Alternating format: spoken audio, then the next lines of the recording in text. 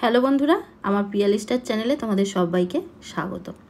এটা ছিল আমার একটা ক্লাস ডেমনস্ট্রেশন লুক, যেটার ফুল টিউটোরিয়াল আমি তোমাদের সঙ্গে শেয়ার করতে চলেছি। স্টেপ বাই স্টেপ সব কিছুই থাকবে, তো সম্পূর্ণ ভিডিওটা দেখতে থাকো। প্রথমেই এখানে দেখো পিএসসির পিল অফ দিয়ে আমি ফুল ফেসটা ক্লিন করছি।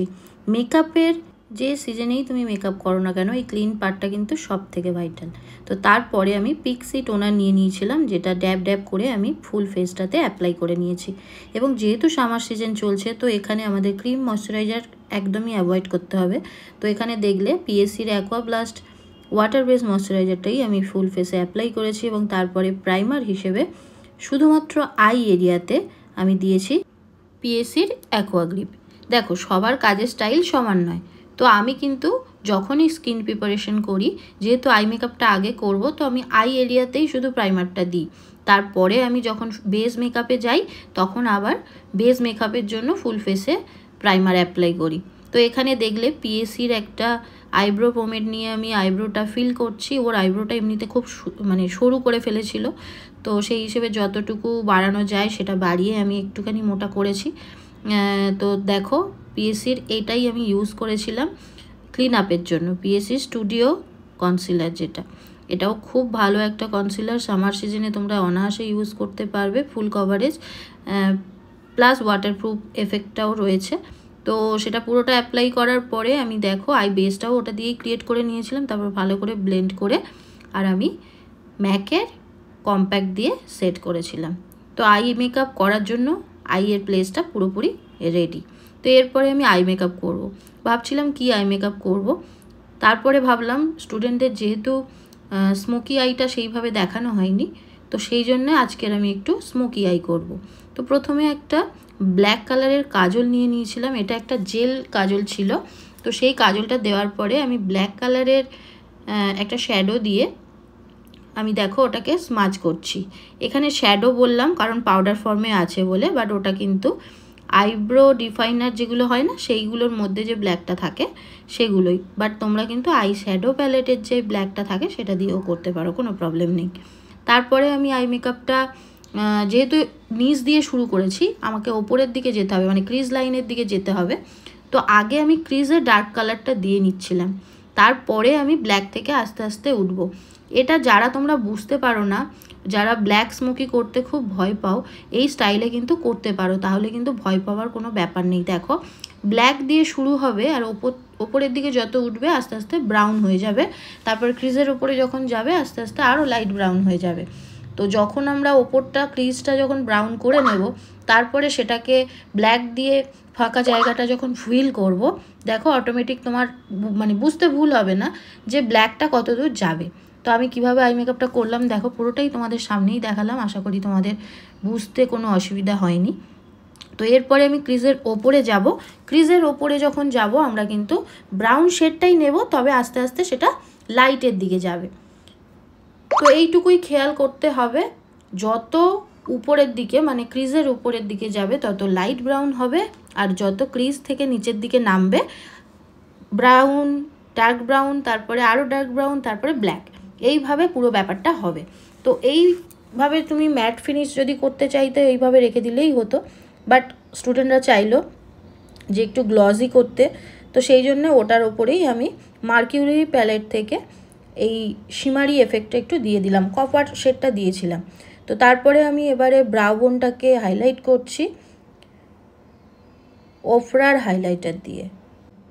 যেহেতু শিমার দিতে হয়েছিল গ্লসি করার জন্য, তো নিচের যে ব্ল্যাক কালারটা দিয়েছিলাম সেটার ওপরেও কিছুটা শিমারি পার্টটা উঠে গেছিলো, সেটা ভাল লাগছিল না, তাই আমি ওটার উপরে আবার একটু ব্ল্যাক শ্যাডো দিয়ে মার্চ করে দিলাম।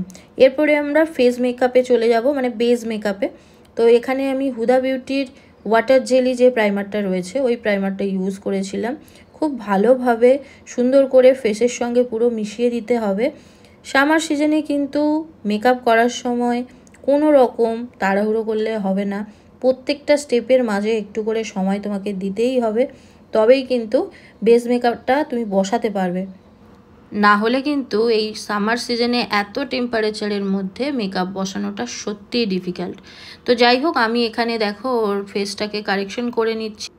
অ্যাফ্লেজার এটা একদম টোটালি ওয়াটারপ্রুফ কনসিলার প্যালেট, যেটার মধ্যে আমরা ব্লাশারও পেয়ে যাই, সব কিছু থাকে, কন্ট্যুর, ব্লাশার, হাইলাইটার সবই আছে।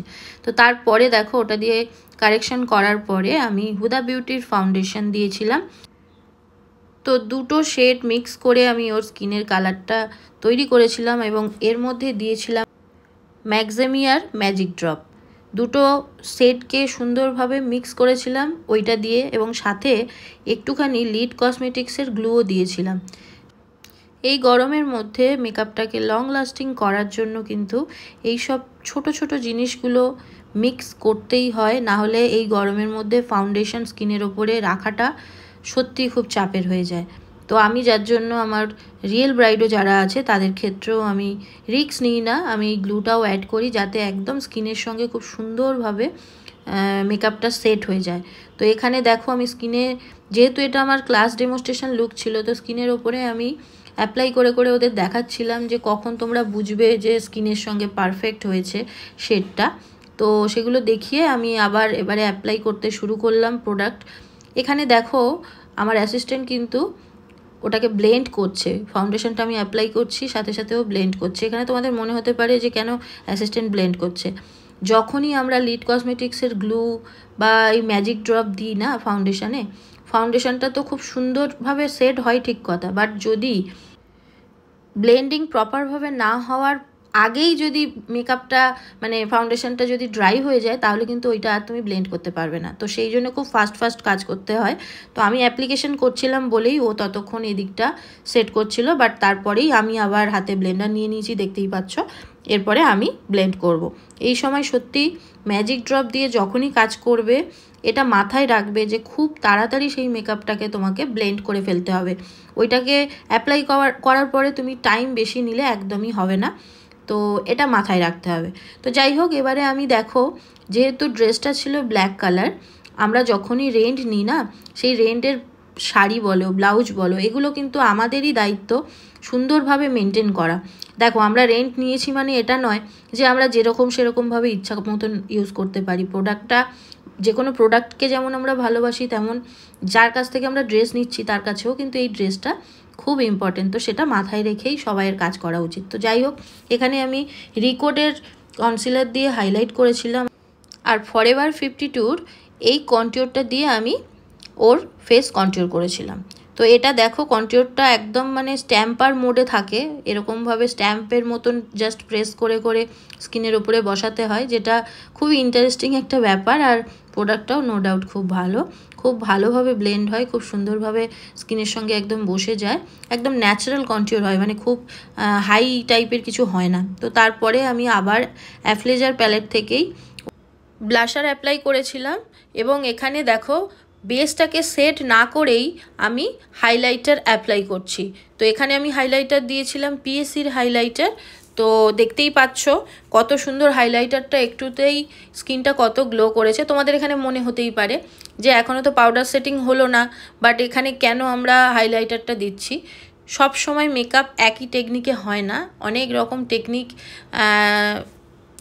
ইনক্লুড করতে হয়, কিছু টেকনিক বাদ দিতে হয়। মেকআপ নিয়ে সবসময় তোমাদের এক্সপেরিমেন্ট করতেই হবে। তো এইভাবে কোনো একবার করে দেখো, গ্লোটা কিন্তু অনেক বেশি আসবে, গ্লাস ফিনিশ এফেক্ট চলে আসবে স্কিনের ওপরে। তো তাই আমি এটা করেছি, আমিও কোনো না কোনো জায়গা থেকে অবশ্যই শিখেছি, তবেই না করেছি। তো এরপরে আমি সপারেলের একদম ফুললি ওয়াটারপ্রুফ পাউডার দিয়ে পুরো ফেসটাকে সেট করেছি, এবং আইয়ের তলায় একটু বেশি করে পাউডার দিয়ে রেখে আমি ব্লু কালারের একটা জেল কাজল অ্যাপ্লাই করে নিচ্ছি। এরপরে আবার স্মাজ করার পালা। তো জেল কাজল ব্লু কালারের অ্যাপ্লাই করেছিলাম, তার উপরে আমি কিন্তু ব্ল্যাক দিয়ে লোয়ার ল্যাশে স্মাজ করছি, এবং তারপরে deep brown, medium brown, light brown, এইভাবে কিন্তু আমি আবার নিচের দিকে নামবো। তো এইভাবে আমি আমার আই মেকআপটা কমপ্লিট করেছিলাম। এরপর আমি পাউডার কন্ট্যুর করেছিলাম আই ম্যাজিকের এই প্যালেটটা থেকে। এই প্যালেটটা মানে এমনই একটা প্যালেট, আমি যাই কিছু ইউজ করি না কেন আমার যেন মনে হয় ওই প্যালেটটা না দিলে কিছুই হলো না। তো ওর থেকেই আবার আমি ব্লাশারও অ্যাপ্লাই করেছিলাম, পাউডার ব্লাশার। আর এখন দেখতেই পাচ্ছ ওফরার হাইলাইটার দিয়ে আমি হাইলাইট করলাম। এরপরে আমি সম্পূর্ণ মেকআপটাকে সেট করেছিলাম অল নাইটার।